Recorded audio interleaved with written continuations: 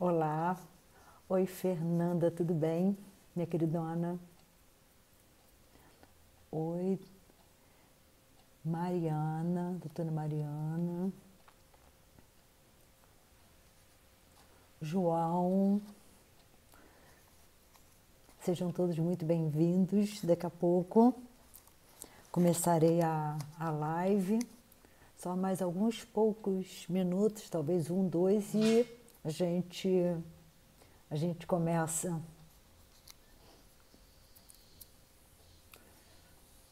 Nossa jornada de segunda-feira.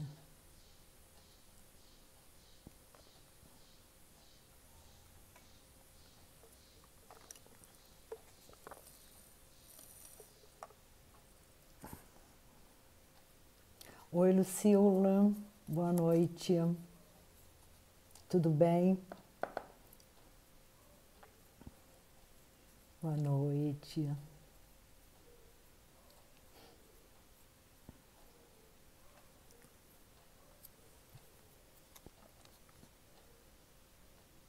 É, coleção Coca-Cola. Tudo bem, Lucila. Coleção Coca-Cola, estou tomando Coca-Cola. Continuo sem tomar água. Ai, que horror. Bem, vamos começando devagar, porque a nossa live de hoje é uma live que eu diria um pouco mais puxada, talvez, né?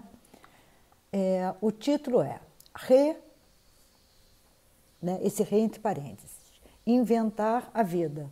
Ou é reinventar ou inventar. É isso que eu quero dizer. A vida. Tarefa diária ou restrita à fase de exceção? É uma pergunta, né? Bem, gostaria de dar as boas-vindas a todos para essa nossa jornada das segundas-feiras, né, que eu chamo de jornada reflexiva, mas esse é o meu propósito, se é reflexivo ou não, aí a gente vê. E eu começo com uma frase que é atribuída a Nietzsche e que eu acho muito bonita. E eu acho ela muito densa, né? Aspas, é atribuída a ele. Diz o seguinte: é preciso ter caos dentro de si para dar a luz a uma estrela cintilante. Boa noite, Mariana. Boa noite, Tereza. Então, é preciso ter o caos dentro de si para dar a luz a uma estrela cintilante. Isso nós vamos destrinchar ao longo da live, né? A filosofia nietzschiana é muito bonita, não conheço bem, mas ela é muito bonita. Gostaria de iniciar expondo uma preocupação que me inquieta já há muito e que me ocorreu com mais intensidade na quinta-feira à noite. Enquanto lia psicanálise, filosofia e comunicação, eu tive uma inquietação. Qual é ela? Né? Eu trabalho com vários autores e, em geral, fazendo citações diretas e logo em seguida atribuindo uma interpretação. Ou seja, o que eu entendi daquilo que o autor disse. É um risco. Eu posso me enganar e, de alguma forma, deturpar o que foi dito pelo autor. Assim sendo, eu quero... Oi, Suzana. Eu quero deixar registrado, né? Ressaltar o óbvio, mas eu gostaria de deixar registrado. O autor é responsável pelaquilo que ele escreveu, não pela minha interpretação. Pela minha interpretação, responsável sou eu. Então, se eu atribuo uma interpretação errônea, o autor não tem responsabilidade nenhuma sobre isso. Isso é o óbvio, mas eu gostaria de deixar registrado, né? A responsável sou eu. Estejam certos de que me empenho ao máximo para entender exatamente o que o autor disse, mas não sei se sempre sou bem-sucedida. Faço essa ressalva porque me causa indignação, por exemplo, quando pessoas que conhecem um pouco da psicanálise, eu sou psicanalista, eu tenho 58 anos e frequento sociedade de psicanálise. Oi, Elisete, boa noite. Bem antes de começar a fazer o curso de psicologia, E eu fico muito indignada quando eu vejo pessoas que conhecem muito pouco da psicanálise, ou quase nada, se lançando ao risco de falar sobre conceitos que eles desconhecem o significado na teoria psicanalítica. Por exemplo, quando as pessoas falam de tempo na teoria psicanalítica, sempre estão relacionadas ao passado, diz que Freud fica preso ao passado. Freud nunca se prendeu ao passado. Freud sempre se prendeu ao presente. Então, se alguma coisa aconteceu há 30 anos e até hoje te causa dor, isso não é passado, isso é presente. Tudo para o Freud é sexual. Mentira. Mentira. Não é isso. O sexual faz parte da existência humana. Mas dizer que tudo para Freud é o sexual, não é. As pessoas pegam o conceito de repetição e usam como sinônimo de imitação. Repetição na psicanálise não é imitação. É um fenômeno, inclusive, na maior parte do tempo, inconsciente e que abarca os afetos. A imitação não. Por exemplo, histeria. Qualquer ataque que a pessoa dê, está dando piti, isso é histeria. A pessoa não sabe nem o que está dizendo, né? Quando uma pessoa dá um fora, está mal-humorada, é recalcada. Pelo amor daquilo que cada um de vocês acredita, né? Não vamos, né? Não vamos fazer isso. Então, como eu não gosto que façam isso com a psicanálise, eu me empenho, eu me esforço ao máximo para quando eu estou trabalhando com outras perspectivas, como a filosófica, por exemplo, a literária, que eu corresponda o mais próximo àquilo que o autor disse, né? Bem, isso é a primeira ressalva. A segunda, eu gostaria ainda de esclarecer que algumas pessoas me perguntaram durante a semana que estão me achando mais séria durante as lives, né? Então, eu gostaria de esclarecer que estou andando mais séria, sim, é um fato. Mas de forma alguma mal-humorada, aperreada ou contrariada. Não, isso não. Eu estou andando mais séria. Mas volto a dizer, eu não estou nem contrariada, nem aperreada, nem mal-humorada. É um estado de espírito próprio de quem está se reinventando.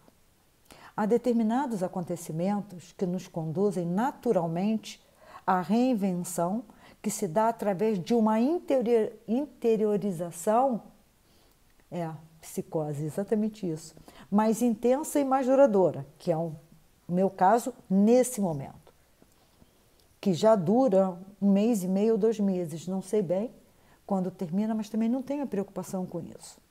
Já outras reinvenções da gente se dão através de interiorizações menos intensas. É isso. Isso não é pouco, mas não é nada além disso. Eu fiquei me perguntando, né? Será que é coisas de psicanalista?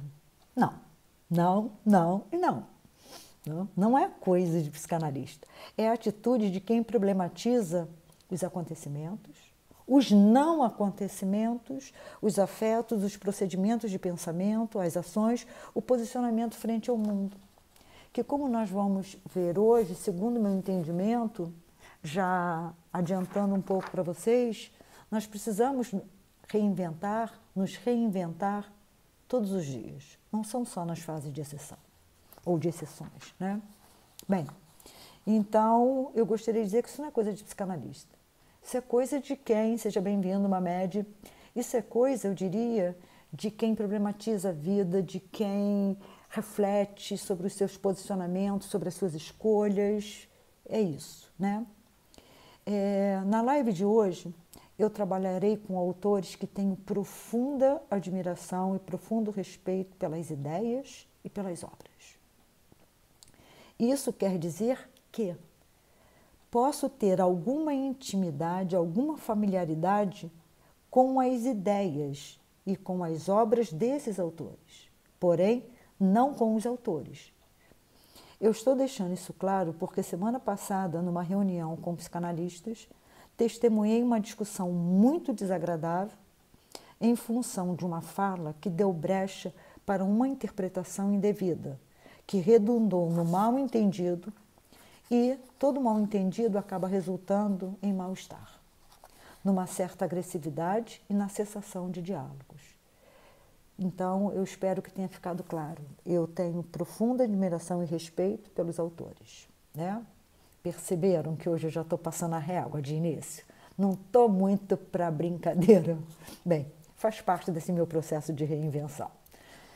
Retomando os autores, falarei deles em ordem alfabética. Juan David Naziot é um psiquiatra, psicanalista argentino, naturalizado francês, né? Ele é um psicanalista que eu não sei dizer se ele é freudiano ou se ele é lacaniano, porque ele escreve muito bem, tanto em Freud quanto em Lacan. Então, de fato, eu não sei se ele é lacaniano ou freudiano, né? Ele foi professor da Sorbonne, Paris 7, durante 30 anos e coordenou um grupo de pesquisa sobre perversão que eu acompanhava, né? Aqui do Brasil, pela internet, eu acompanhava, eu gosto muito dele. Paul Ricoeur é um filósofo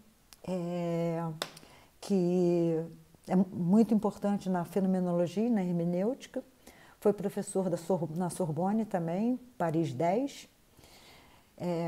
Em dezembro passado, nos dias 16, 17 e 18, eu participei como ouvinte do primeiro colóquio ibero-americano do pensamento de Paul Ricoeur, a hermenêutica de Paul Ricoeur, que foi feita pelo Instituto de Filosofia Ezequiel Olazo e Centro de Investigações Filosóficas de Buenos Aires, Argentina. Foi muito interessante, eu gostei bastante, aprendi muito. A outra é a Regina Schopke, que é uma filósofa nietzschiana, historiadora e professora do Departamento de Graduação e Pós-Graduação em Filosofia da UERJ.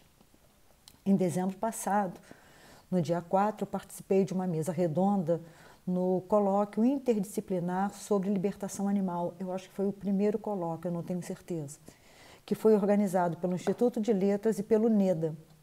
O NEDA é Núcleo de Estudos de Ética e Direito dos Animais, que foi fundado e é coordenado pela referida filósofa Schopke. E vem aí o meu queridíssimo Freud, né? Pai da psicanálise, neurologista, psicanalista e fundador da Associação Psicanalítica Internacional, a IPA. Ele fundou em 1910 e o primeiro presidente foi o Jung e o primeiro secretário foi o Otto Rank. E em 1914, ele publicou a História do Movimento Psicanalítico, volume 14. É bastante interessante porque até hoje nós temos questões com isso. Por quê?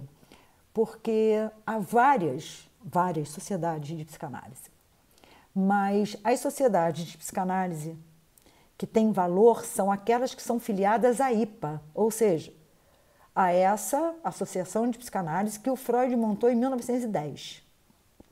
Isso quer dizer que, quando uma sociedade não é filiada à IPA, é a mesma coisa que uma faculdade não ser filiada ao MEC. E tem sociedade de psicanálise que diz que não precisa, como assim, se filiar à IPA. A SPID é filiada à IPA, né? Sociedade de Psicanálise Iracy Doyle. E a brasileira, a Rio de Janeiro, várias são filiadas à IPA. E é importante? É importante a sociedade ser filiada à IPA. Bem, vamos à live. Na medida de minhas possibilidades, procure estar sempre no lance, sempre atualizada. Além de achar importante, eu gosto. Então, eu gosto de saber a história da arte. O que está acontecendo na filosofia, o que está acontecendo na psicanálise, o que está acontecendo na literatura. Eu gosto, simplesmente gosto. Então, eu faço parte de um grupo no Gmail chamado Pinachos, que é um grupo de professores de filosofia. Apesar de não ser professora de filosofia, fui incluída à época que eu seguia doutorado em filosofia. Não cheguei a defender a tese, era em Spinoza. O meu orientador era Edson Rezende Filho. Ele é Aristóteles, né, mas estava me orientando em Spinoza. E eu não terminei por uma série de questões, já estava no final, já estava na reta final.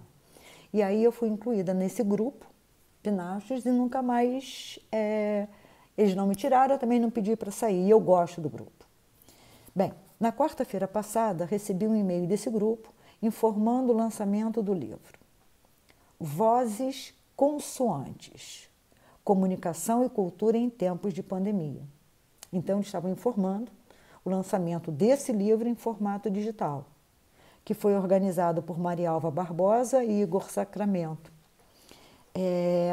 prefaciado pelo professor emérito da UFRJ, Muniz Sodré, que eu tenho uma profunda admiração, já li muita coisa dele, A Máquina de Narciso, Sociedade, Mídia e Violência, Reinventando a Cultura, Monopólio da Fala, Reinventando a Educação. E, por último, eu li Pensar na Go, que foi um livro que eu ganhei da Lucila, que está aqui na live, né? Pensar na Go. Bem, esse livro, Vozes Consoantes, Comunicação e Cultura em Tempos de Pandemia, é o primeiro título da série Conversações, novo selo do programa de pós-graduação em Comunicação e Cultura da Escola de Comunicação da UFRJ. Eu fiz umas disciplinas lá como ouvinte no doutorado em comunicação. E aí eu fui conferir o livro, obviamente, né? Digital, eu imediatamente parti para o livro. Bem, e por que não partiria, né? Não li o livro todo, mas iniciarei a live fazendo uma citação da professora Victa de Carvalho. Essa professora, ela foi coordenadora do programa de pós-graduação em Comunicação e Cultura da UFRJ, de 2018, mais ou menos, a 2020, que escreveu a apresentação do livro, da qual eu destaco o seguinte fragmento. Então, eu vou fazer uma citação direta, que está nesse livro que foi lançado na quarta-feira, Vozes Consoantes, Comunicação e Cultura em Tempos de Pandemia, que está na apresentação, que foi escrito pela professora Victa de Carvalho. Aspas. Diante das crises do contemporâneo, quando eu estou estudando, quando eu estou lendo, eu sou muito chata. Eu fui procurar o que são crises do contemporâneo. Porque para eu entender o texto, eu tenho que saber o que são crises do contemporâneo. Eu li a apresentação toda e não entendi. Para mim, Virgínia, ficou que crises do contemporâneo, ela está chamando do que eu vou chamar de crises externas, a pandemia, as guerras. Mas eu, um pouco insatisfeita, eu fui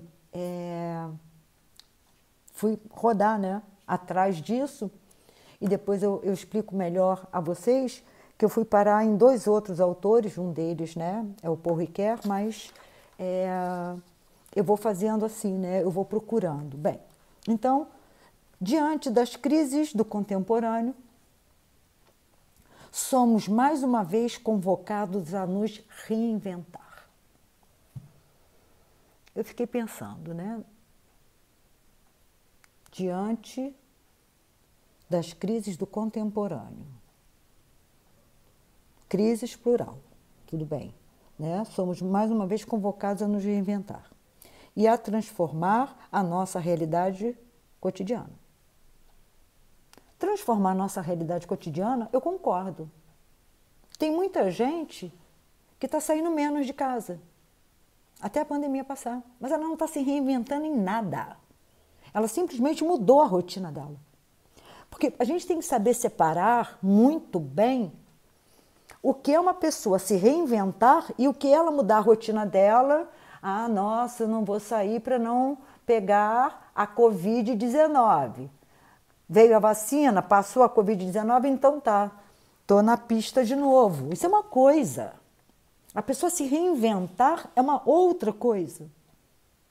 A minha questão com a Victa de Carvalho é essa, né? Mas nós vamos discutir.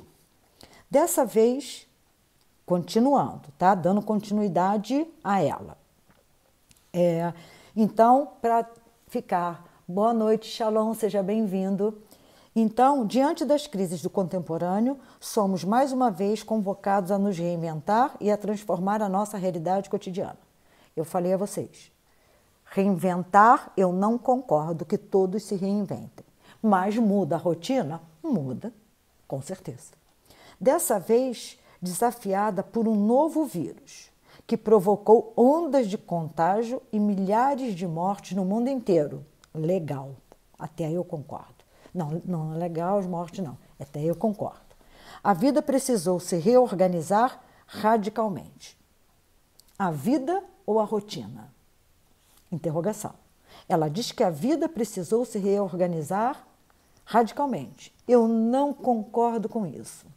Eu acho que muita gente não parou para refletir, não parou para problematizar, não parou para pensar o que é que o mundo está passando.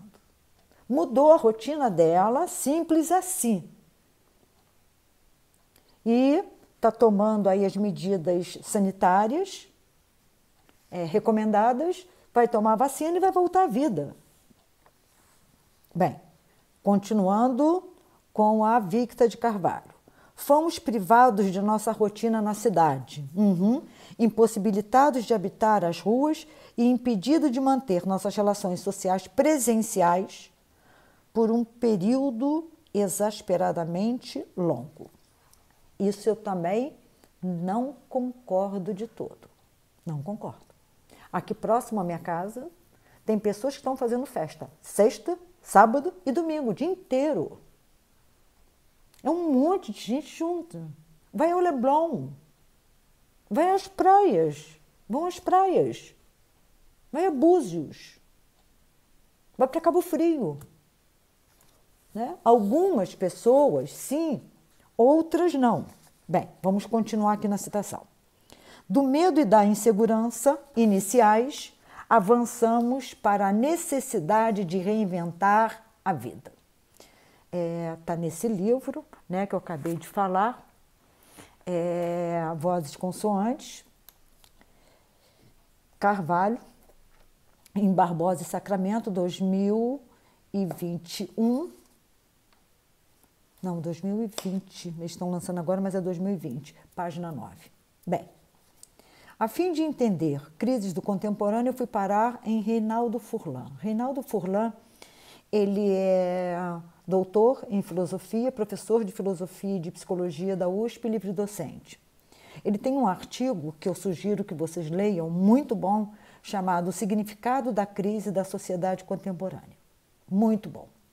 E fui parar em Paul Ricoeur, que é um filósofo que eu falei a vocês inicialmente que eu gosto muito, e procurando essa crise do contemporâneo, eu achei um texto dele intitulado Será a crise um fenômeno especificamente moderno? Eu achei esse artigo muito bom. Bem, apesar do meu esforço por esses caminhos, não consegui. Inclusive por uma questão de falta de tempo. Hoje, né, foi ontem, né, a hora que eu estava escrevendo, era dia 24, 18 horas e 11 minutos. Os artigos são densos e a live, né, seria, né, é amanhã. E faço consultório o dia inteiro. Que situação a minha, né? É boa? É boa. Então, o que eu quero dizer? Que quando eu não entendo, eu vou buscando autores que de alguma forma possam me esclarecer aquilo que eu não entendi. Mas eu vou fazer algumas questões para que depois a gente volte a ela, né? A minha questão é, nós nos reinventamos ou nos inventamos cada vez que passamos por uma crise? Ou não é necessário, essas crises não são necessárias para que a gente se reinvente, que é aquilo que eu defendo, aquilo que eu penso. Bem, a partir da citação, algumas questões me inquietam. São elas. Somos convocados a reinventar a vida sempre que estamos diante de uma crise externa, que eu digo, aspas, esse externo é muito entre aspas, né? Pandemia, guerra, enfim, né? Por exemplo, Toda crise externa que acontece do lado de fora provoca uma crise interna. Todos foram convocados com a pandemia a reinventar a vida ou a mudar a rotina. Não vamos confundir. O que a professora Victa de Carvalho propõe como crises do contemporâneo e como vida? Eu não consegui entender. Para início de conversa, né, segundo o filósofo Paul Ricoeur, aspas, a pluralidade humana é um fato insuperável. Fechem aspas. É um texto dele que está no livro Café Filô, 1999, página 16, né? Repetindo a frase dele, a pluralidade humana é um fato insuperável. Significa que é impossível superar, é invencível. O ser humano é singular, ponto. Não há dois seres humanos iguais. Com essa afirmação do filósofo Ricoeur, poderíamos responder as 3 primeiras questões com tranquilidade. A resposta seria não. Se não há 2 seres humanos iguais, a resposta é: somos convocados a reinventar a vida sempre que estamos diante de uma crise externa?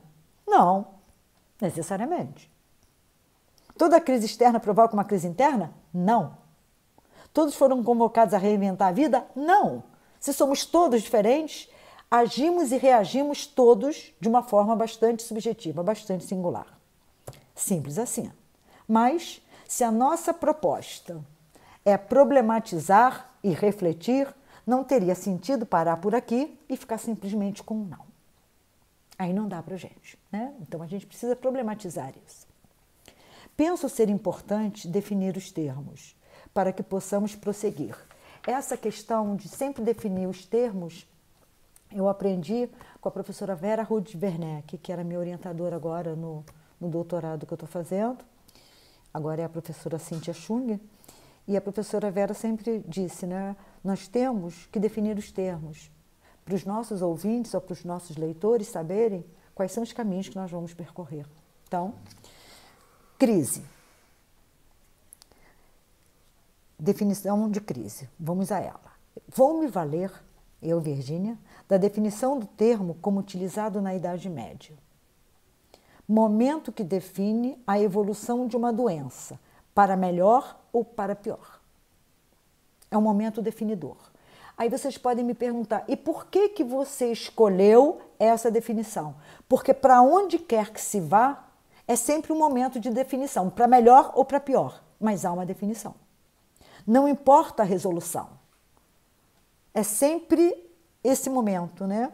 Ou que a pessoa melhora da doença ou que a pessoa piora. Se é uma crise política, ou ela acaba resolvida, ou ela piora tudo, a crise econômica, enfim, sempre nesse sentido, né?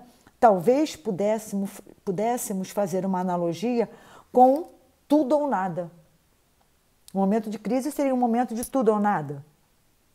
Será que a gente pode fazer essa analogia? Eu acho só que sim, mas eu não vou me lançar nesse risco, né?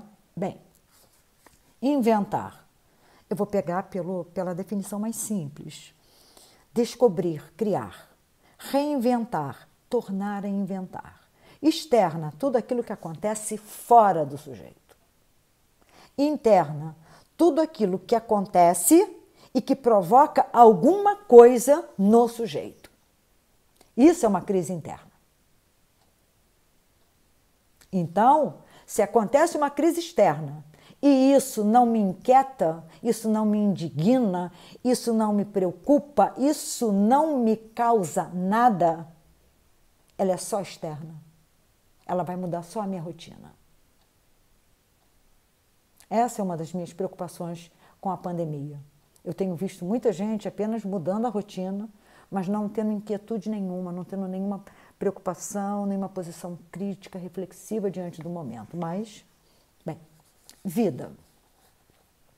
Não saberia dizer o que a professora Victa de Carvalho entende como vida. Pelo menos para mim, ao ler toda a apresentação, não ficou claro, Pode ser até que ela tenha deixado, mas para mim não ficou claro. Aprecio em demasia a definição proposta pela filósofa Schopke e é com a definição apresentada por ela que vou trabalhar. Então, abram aspas, foi uma definição dada pela filósofa Schopke. Vida é o fenômeno que anima a matéria, aquilo que faz mover a matéria. Vida é a alma da matéria. Schopke, 17 de agosto de 2020. Então, vida é a alma da matéria, é aquilo que dá movimento. Eu acho essa definição assim de uma beleza, de uma grandiosidade, de uma intensidade muito bonita. Penso que não seria nem inadequado, nem leviano, a partir da definição de Schopke, pensar a vida como movimento, como ação. Entretanto, como nos mostra a própria Schopke, ou o Inácio Juan Davinásio e Freud, por exemplo, o campo social nos impõe ou nos conduz a um sentido oposto ao sentido da vida. O que isso quer dizer? Isso quer dizer que a vida é movimento. É aquilo, aspas, que faz mover a matéria, a vida. Regina Schopke. No campo social, nós estaríamos no sentido oposto. Estaríamos na contramão do movimento da vida, numa espécie de movimento não espontâneo, ou não autêntico, subjugados às contenções que produzem sujeitos formatados. Em outras palavras, produção automatizada de não agentes, ou da massa, ou de rebanhos, como nós quisermos nomear.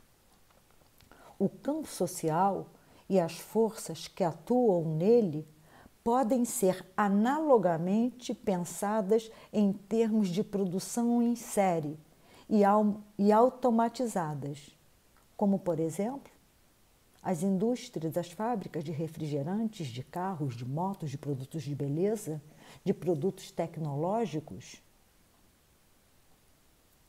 O campo social faz isso. O campo social, ele tenta a todo momento nos formatar, nos tornar iguais. Como tornar iguais os diferentes? Nós somos diferentes. E o campo social, com essas contenções, o que ele tenta é padronizar os comportamentos, padronizar as reações, padronizar, inclusive, os procedimentos de pensamento, de sentimentos. Há sentimentos que nós achamos que eles são horríveis, outros são nobres. Como assim? Como assim? A proposta é que sejam todos iguais. Mercadorias acabadas e prontas para o consumo imediato. Então, prestem atenção. Porque eu não falei aqui, mas quando eu estava escrevendo e agora lendo, eu lembrei do Bauman, né? Um sociólogo polonês que eu gosto muito, que ele diz que a civilização, o que ela tenta é isso, é nos tornar mercadorias acabadas, ou seja, como isso aqui é acabado. A vida é um devir. Por isso que a gente diz que um sujeito em análise, quando ele tem a alta da análise, ele está sujeito a novos recalcamentos. Ele está sujeito, né, a tudo. Por quê? Porque a vida é um devir. Ninguém está pronto. Então, na realidade, quando diz pronto, é como um lápis, é como uma casa, é como um recipiente desse. Quer dizer, qualquer coisa que seja.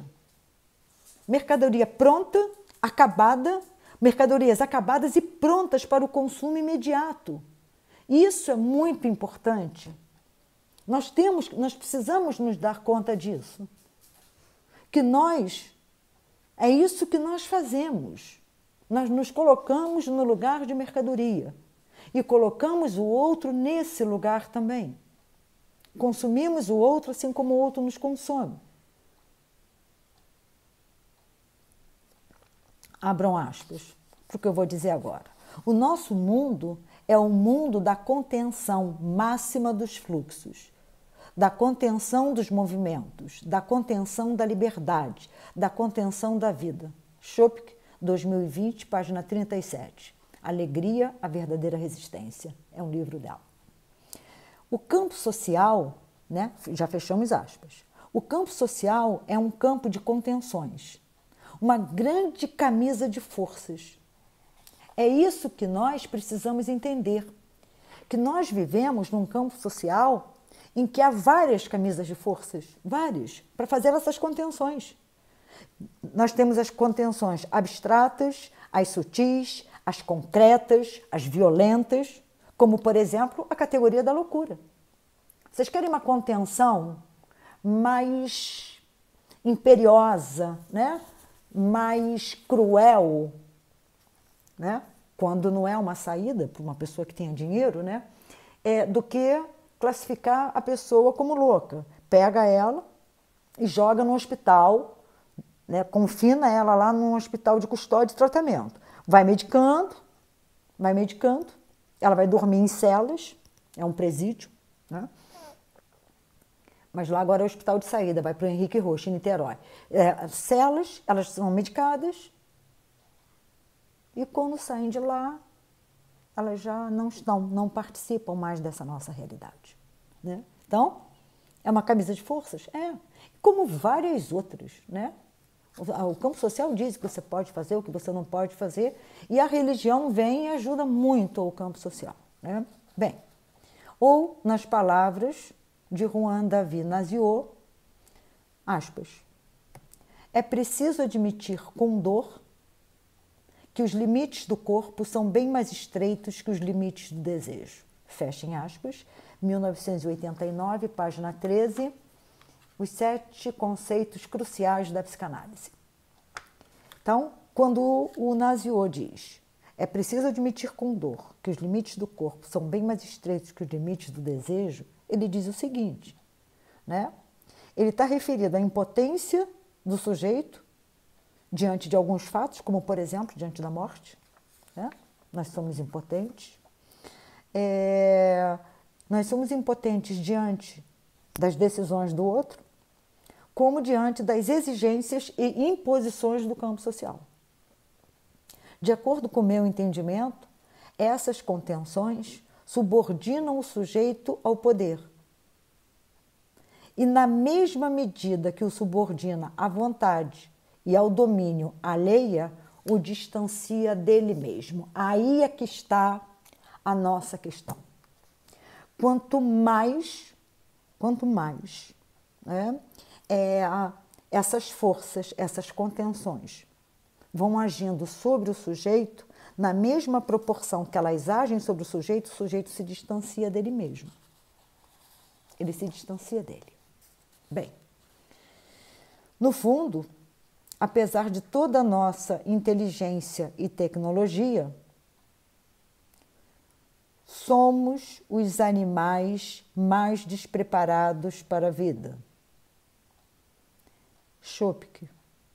Não temos sabido, na verdade, criar novas possibilidades para a própria vida. Então, vamos repetir. No fundo, Chopik. Página 37, 2020, Alegria, Verdadeira Resistência. No fundo, apesar de toda a nossa inteligência e tecnologia, somos os animais mais despreparados para a vida. Não temos sabido, na verdade, criar novas possibilidades para a própria vida. Freud diz isso. O homem vai alcançar uma tecnologia de ponta. Mas quanto a ele mesmo, ele vai chegar aonde?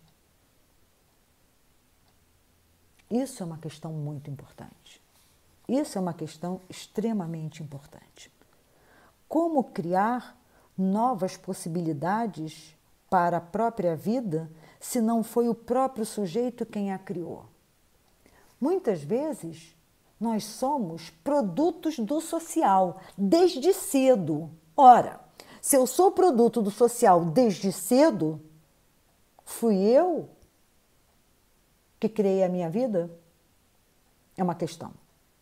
Como criar novas possibilidades para a vida que ele não vive, mas que ele apenas faz dela um palco para representar o papel que o campo social diz que ele tem que representar? Quantas pessoas fazem aquilo que a mídia diz que ela tem que fazer, ponto. Por que ela está fazendo? Ela não quer saber. Então a vida para ela é um palco, onde ela vai representar os papéis que a mídia diz que ela tem que representar, ponto. Você lembra quem você era antes do mundo te dizer como você deveria ser? Essa é uma frase do Instagram. Essa frase que eu falei agora. Você lembra quem você era antes do mundo te dizer como você deveria ser? Autor desconhecido. Aí a pergunta que eu faço é a seguinte: você era uma criação sua? Ou, já desde os primórdios, um produto das forças do campo social? É uma pergunta que eu faço.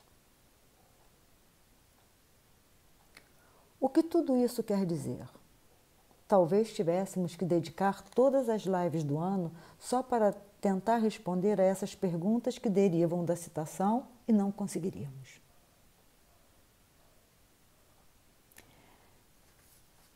O que eu tenho visto, essa questão de reinventar a vida, como me chamou a atenção na apresentação da professora Victa de Carvalho, é que alguns autores, segundo o meu entendimento, como a professora Victa, por exemplo, eu entendi que nós somos convocados a reinventar a vida nesses momentos de crise. Será que é isso mesmo? É isso que os senhores têm visto? Porque não é isso que eu tenho visto. Mas eu não posso responder, né, pelo mundo. Óbvio que não, estou muito distante disso, mas muito distante disso. Mas não é isso que eu tenho visto. Bem, na psicanálise, quantos cursos segui sobre, por exemplo, os textos Lembranças Encobridoras, Totem Tabu, sobre o narcisismo, uma introdução, A pulsão e suas vicissitudes, Luto e melancolia, Uma criança espancada, Além do princípio do prazer, O mal-estar na civilização, Construções em análise, etc, etc, etc. Muitos. De cada um desses textos, eu fiz 5, 6, 7, 8 cursos de cada um desses textos. Cada um dos cursos sobre o mesmo texto era discutido a partir de uma perspectiva diferente, ou seja, a partir de um dos temas abordados na obra. Então, um mesmo texto do Freud não é que ele seja passível de várias interpretações, em absoluto. Ele é tão denso, ele é tão rico, que você pode pegar um viés desse texto e discuti-lo. É isso que eu estou dizendo. Bem, eu não sei se na filosofia isso é possível. Eu não sou filósofa, eu sou psicanalista. Se não for possível, os filósofos que me perdoem. Não é porque eu não sou filósofa que eu tenho o direito de entender o que eu quiser, em absoluto. Às vezes eu ouço, eu não sou psicanalista, Virgínia, então eu tenho o direito de dizer o que quiser, do que Freud disse. Não, não é assim não. O que é isso? Respeito antes de qualquer coisa, não é? Não, as coisas não são assim não. Bem, retomando a filósofa Schopke, viver é fluxo, é devir, é mudança contínua de estado, de sentimentos, como dizia Bergson. Citação de Schopke. Continuando. O pulsar da vida consiste em experimentar esses movimentos intensivos, chorar e sorrir, se alegrar e se entristecer. Quem não pode digerir as dores, não poderá chegar às alegrias também. Isso é fundamental. Isso é... né? Se eu não tenho como viver as dores, se eu fujo delas, eu também não tenho como viver a alegria. São essas forças contrárias que compõem o sujeito. Então, se o sujeito foge de uma delas, ele não está vivendo a vida na sua integralidade. Freud diz isso. Nós somos compostos de forças opostas. Bem, Chopik, 2020, página 22. Eu estou referida ao livro Alegria e Verdadeira Resistência. Para mim, Virgínia Ferreira, aí já sou eu. De acordo com essa citação, por exemplo, entendo que é necessário reinventar ou inventar a vida todos os dias. Em outras palavras, estou com medo do Instagram me derrubar. Viver é reinventar-se cotidianamente. Se temos potência, força e alegria para isso, é uma outra questão. É prudente ressaltar que, abram aspas, né? Aí eu já venho com Chopik, 2010, 4 de setembro, uma matéria dela do jornal O Globo. A alegria para Nietzsche é a força que nos coloca em movimento, é aquilo que nos faz agir, é o que nos faz querer viver. Para muitos, ela é apenas um ímpeto passageiro, uma sensação fugaz de contentamento e júbilo, algo que apenas contrasta com a dor. Chopik, 2010, Jornal o Globo, 4 de setembro. E ainda, segundo Nietzsche, em Chopik, a mãe da orgia não é a alegria. A mãe da orgia, Nietzsche em Chopik. A mãe da orgia não é a alegria, mas a ausência dela. Diz Chopik, dando continuidade, aspas, no fundo, a busca incessante por diversão e prazeres já indica a própria falta desta alegria mais íntima. Aí nós já estamos em Chopik 2020, página 16. Prestem atenção. Alegria não é estar rindo. Não é isso. Alegria não é ser otimista. Né? Alegria, para Nietzsche, é a força que nos coloca em movimento. Chopik. É aquilo que nos faz agir. É o que nos faz querer viver. Ainda voltando a Chopik. A mãe da orgia não é a alegria, mas a ausência dela.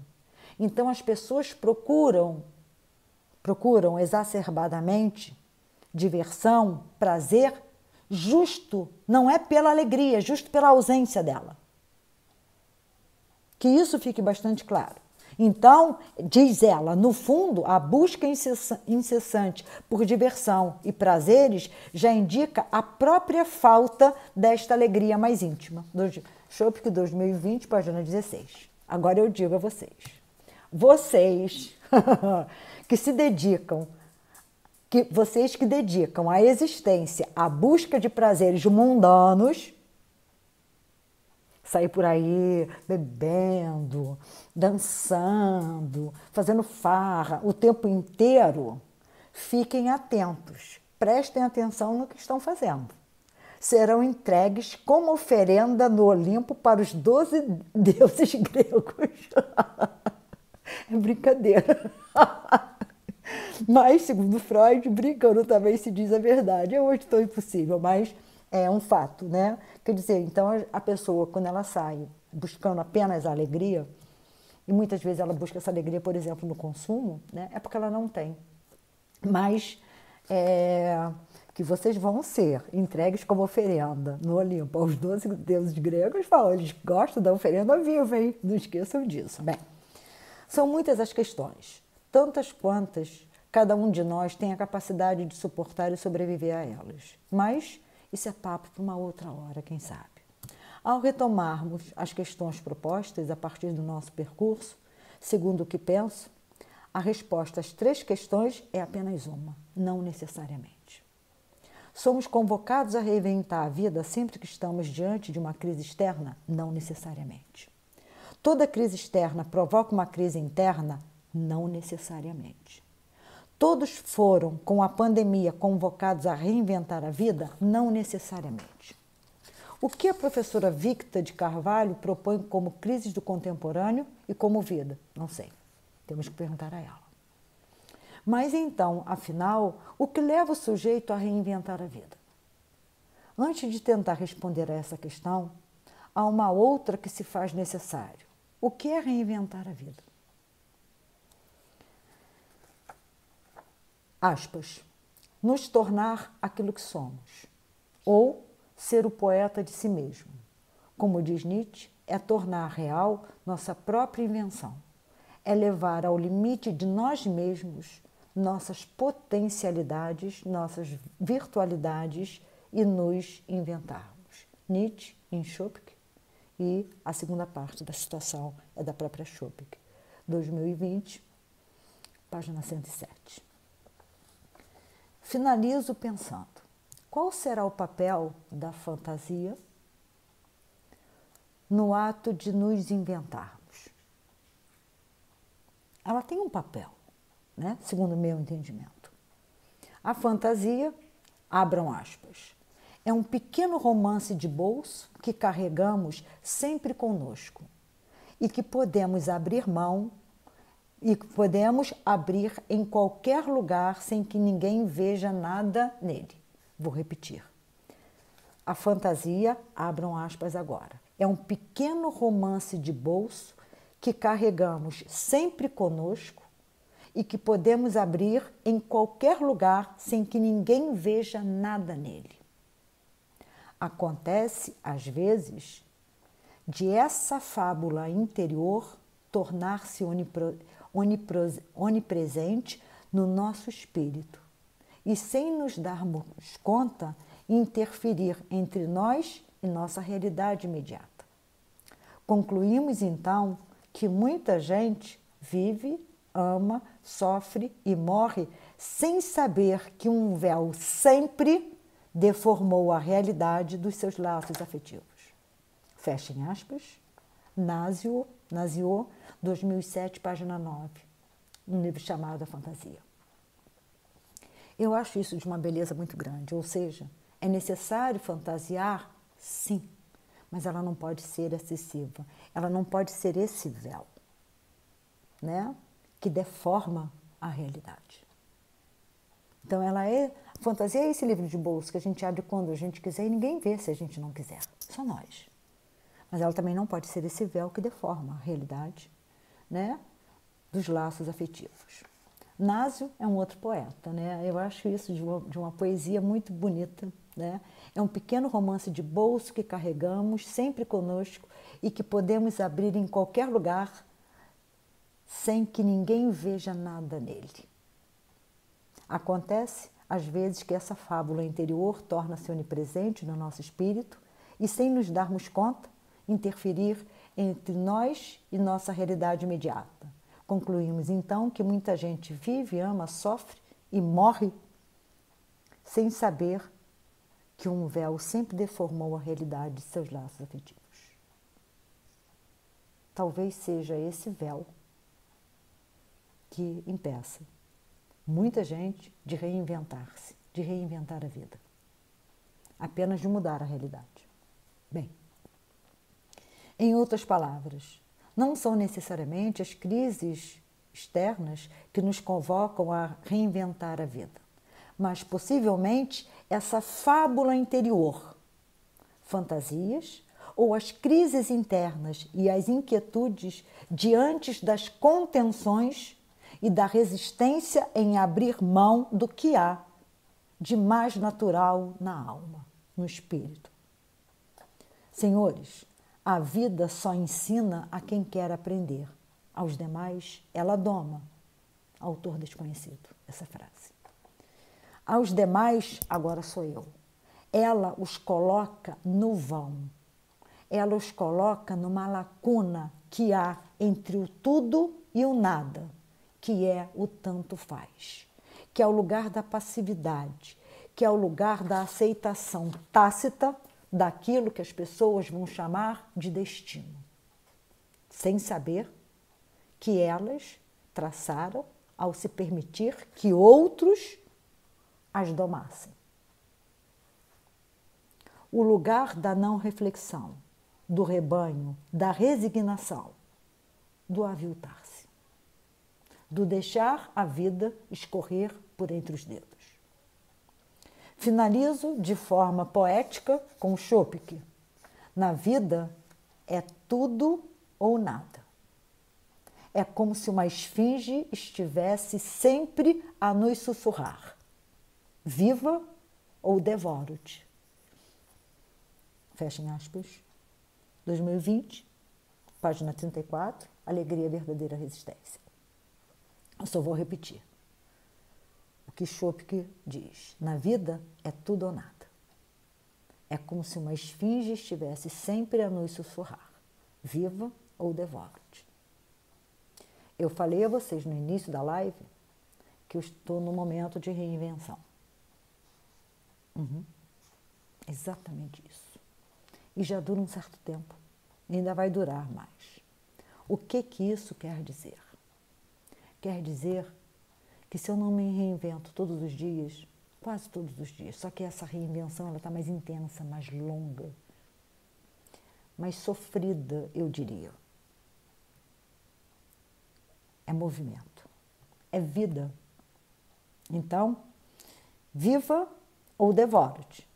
Eu luto apaixonadamente pela vida. Não é à toa que eu estou nessa reinvenção. E a minha pergunta é, e vocês? Lutam? Se lutam, lutam pelo quê?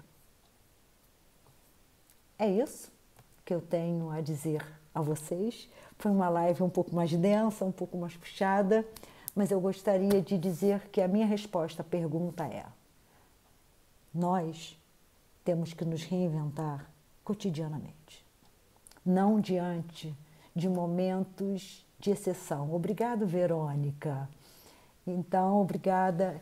Nós temos que nos reinventar. Muita gente muda apenas a rotina. Outros se reinventam. Há reinvenções que são mais densas, mais profundas, mais doloridas, mais difíceis. Há outras que são mais leves ou menos intensas. Mas eu digo que reinventar-se é o que mais a gente pode fazer de melhor pela vida.